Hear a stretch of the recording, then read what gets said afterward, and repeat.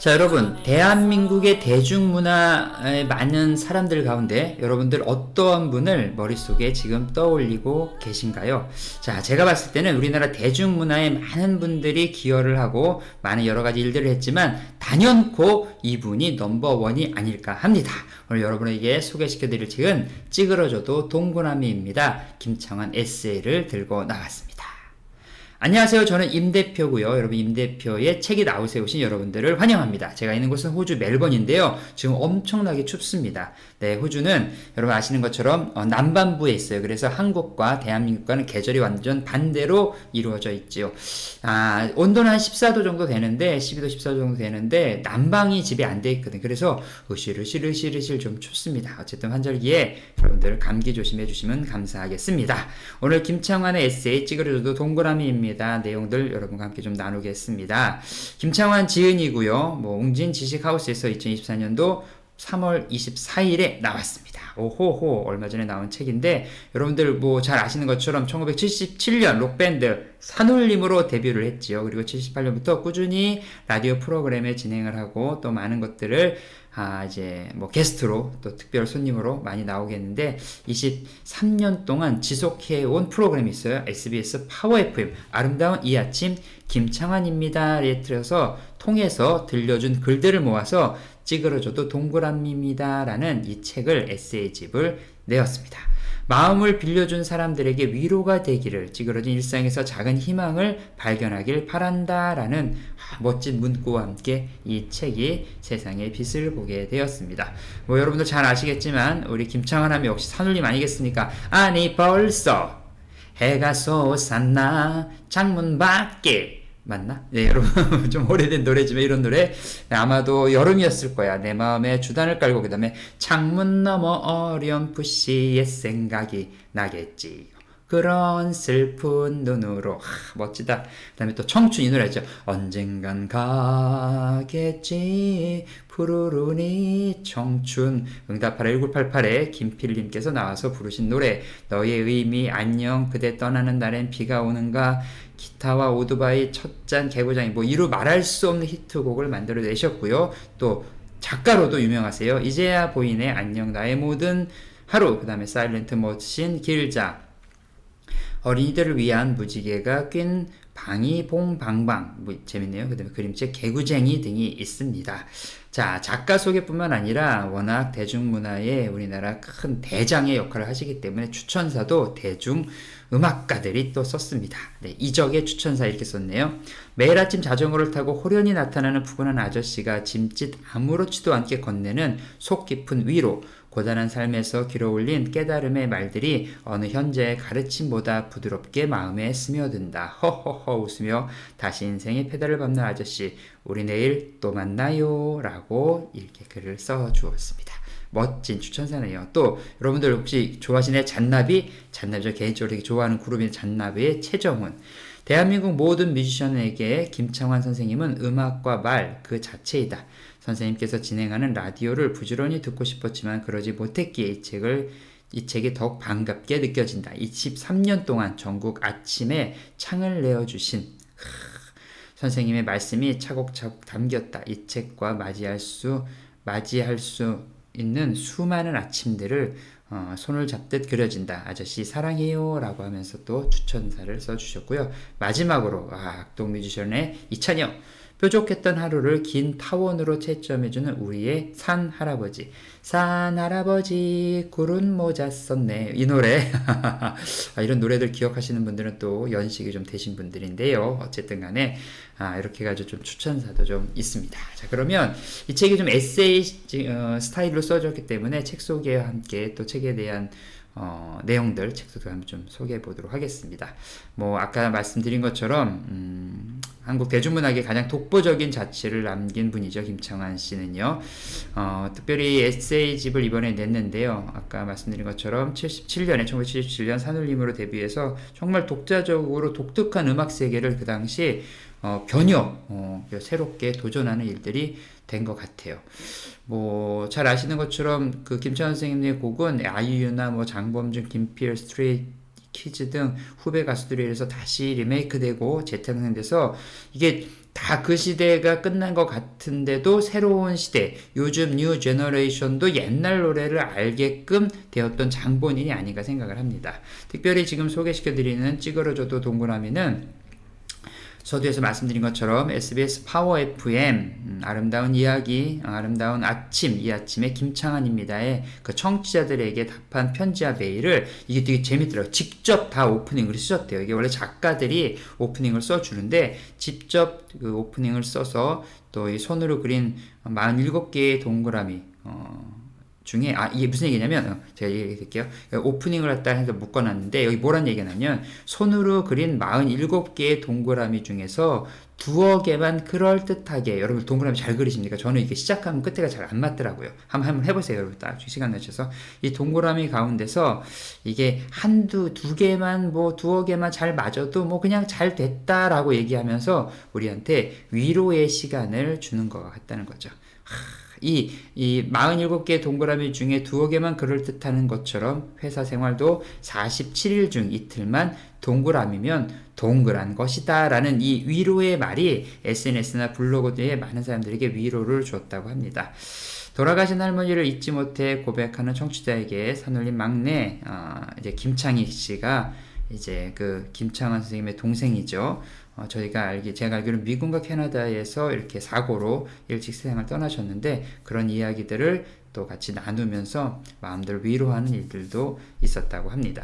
이 책은 따뜻한 격려뿐만 아니라 우리의 삶 가운데 어그러진 일상이 조금 더 실망하고 낙담되어졌을 때 매일매일 만들어지는 그 졸작들도 그 자체는 예쁘다라고 얘기하는 우리 김창완 선생님의 어떤 인생관, 이 생각에 대한 그런 중요한 이 패러다임을 가지고 있는 것 같아요.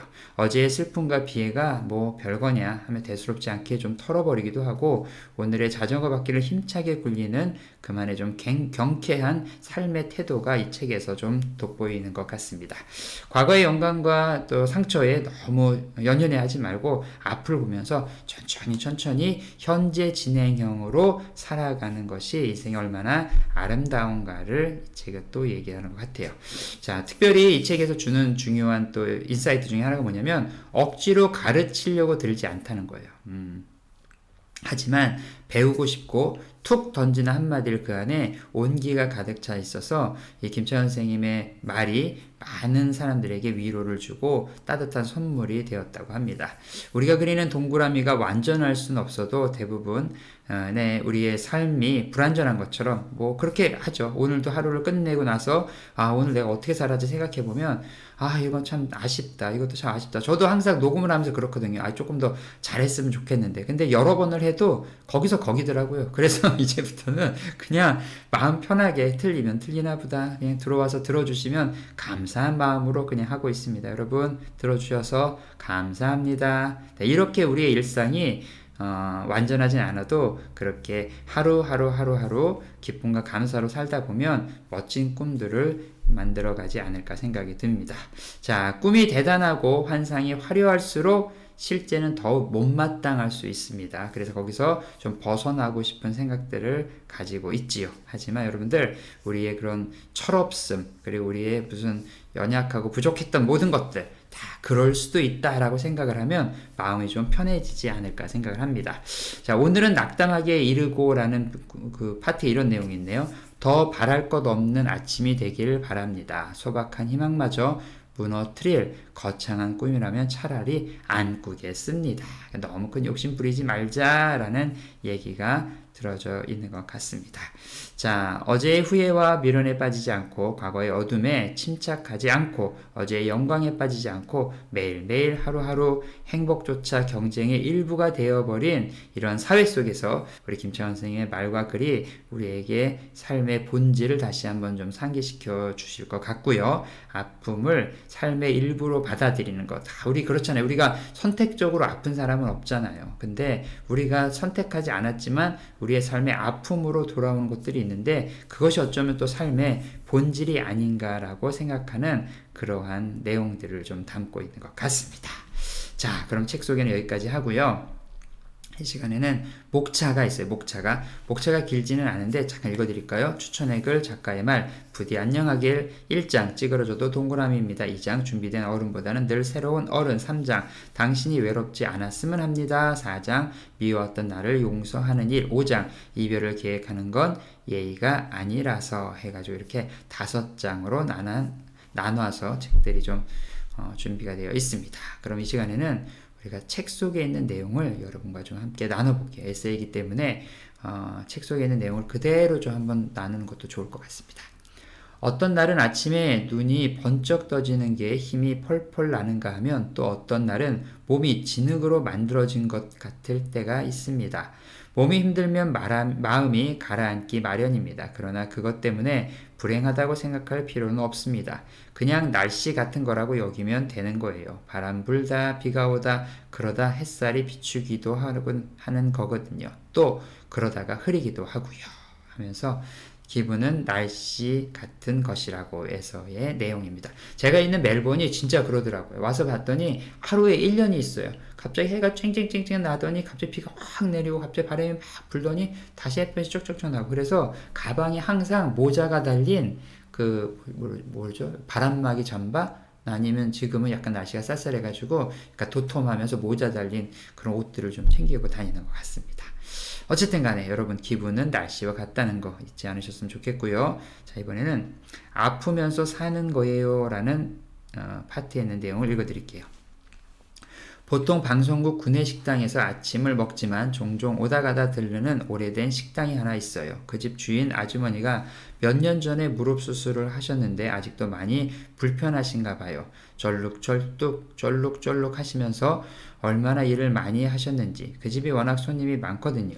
엊그제도 갔는데 저희 어머니 안부도 물어보시고 살갑게 대해주셨어요. 늘 한결같은 모습이어서 큰 희망은 아니어도 하루 살아내기에 거뜬한 희망을 한 그릇 먹고 나옵니다. 나오며 그렇게 아프셔서 어떻게 해요 했더니 아프면서 사는 거예요 그러시더라고요.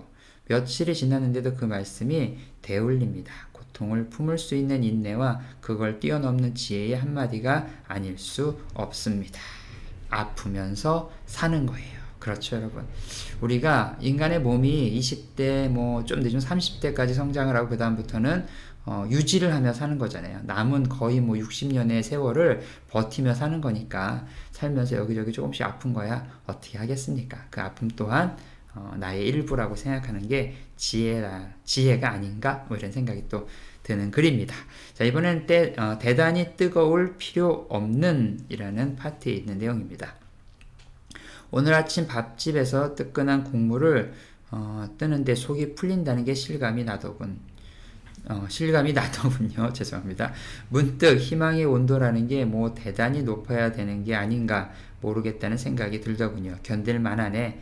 춥지는 않네 하는 정도면 충분히 희망을 가질 수 있지 않을까요? 희망이 그렇다면 마찬가지로 사랑이나 온 정도 정말 뜨거울 필요는 없는 거지요. 직장 떨어진 아들 아침은 잘 먹었나 궁금하면 그게 사랑이고, 버스 정류장 앞에서 붕어빵 파는 아저씨 장사 잘 되냐고 한마디 건너는 것은 온정이지요. 식은 숭늉 같은 미지근한 사랑도 사랑은 사랑입니다.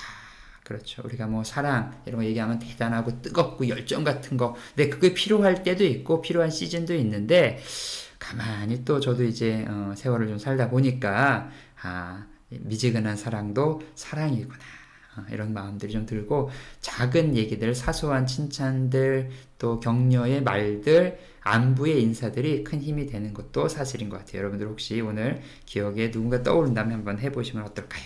자, 이번에는 생명에게는 내일이 있습니다 라는 내용에 있는 것들 한번 읽어드릴게요. 어쩌면 비는 다 어제 내린 비고 계절은 다 잊힌 계절일지 몰라요. 그래도 내 가족, 내 친구들이 하나같이 과거 시제가 아닌 게 다행입니다. 우리에게는 늘 미래가 있고 내일이 기다려지는 건 짱구 짱아가 있기 때문입니다. 물은 모든 생명에겐 내일이 있습니다. 그럼에도 세상을 과거지사로 보는 건 묵은 습관일지도 모르겠지요.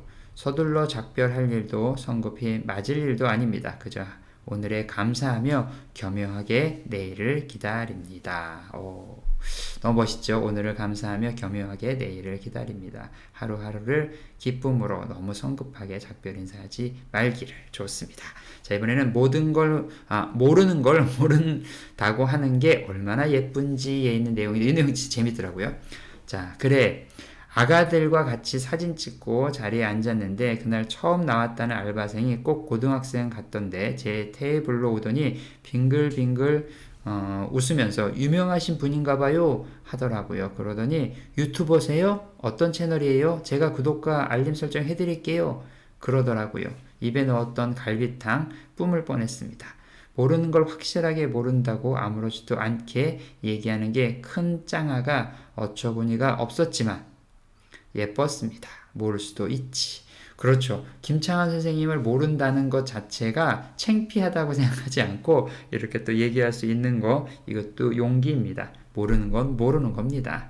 자, 마지막으로 내 인생도 한 움큼 가지고 간 거예요. 에 있는 내용을 읽어드릴게요.